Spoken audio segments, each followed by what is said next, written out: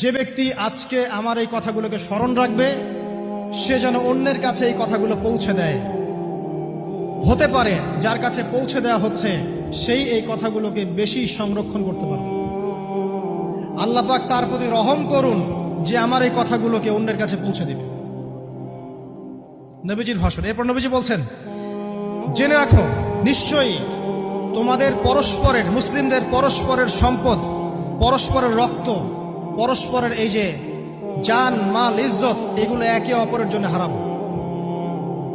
মুসলিমদের পরস্পরের রক্ত, পরস্পরের ইজ্জত সম্মান একে অপরের জন্য হারাম। এর হানি করা একে অপরের জন্য হারাম। ঠিক যেমন আজকের এই দিন হারাম, এই শহর হারাম, এই মাসও হারাম। নবী করিম সাল্লাল্লাহু আলাইহি ওয়াসাল্লাম বলছিলেন, জেনে রাখো তিনটা বিষয়ে যেন তোমাদের অন্তর কখনো খেয়ানত না করে। তিনটা বিষয়ে তোমাদের অন্তর যেন কখনো খেয়ানত না করে। এক, তোমরা যে কাজটাই করবা শুধু আল্লাহ পাকের সন্তুষ্টির জন্য করবে। তোমরা যে কাজই করবে শুধু আল্লাহর সন্তুষ্টির জন্য করবে। তোমাদের শাসক বর্গের কল্যাণ কামনা করবে। তোমাদের শাসক বর্গের কল্যাণ কামনা করবে। 3 নাম্বার, মুসলিমদের জামাতকে আঁকড়ে ধরে রাখবে। মুসলিমদের ইউনাইটেড কমিউনিটিকে আঁকড়ে ধরে থাকবে। এই 3টা বিষয় পালনের ক্ষেত্রে তোমাদের অন্তর যেন খেয়ানত না করে। এদিন সূর্য ঢলে যাওয়ার পরে নবী সাল্লাল্লাহু আলাইহি ওয়াসাল্লাম আরো বললেন, শুনে রাখো হে মানব জাতি, এটা ভালো করে শোনেন, শুনে রাখো হে মানব জাতি, নিশ্চয়ই আমি মুহাম্মদ সাল্লাল্লাহু আলাইহি ওয়াসাল্লাম জাহেলি যুগের যত কুপ্রথা আছে সমস্ত কুপ্রথাকে আমার পায়ের তলে পিষ্ট করে গেলাম। জাহেলি যুগে কি ছিল ভাই?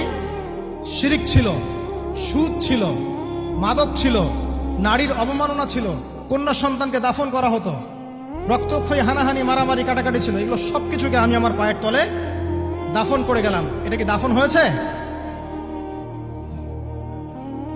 তিনি বলছেন, নিশ্চয়ই আমি জাহেলি যুগের সুদকে আমার পায়ে তলে পিষ্ট করে যাচ্ছি। সর্বপ্রথম যার সুদ আমি পিষ্ট করছি তিনি হচ্ছেন আব্বাস ইবনে আব্দুল মুত্তালিব, আমার চাচার সুদ।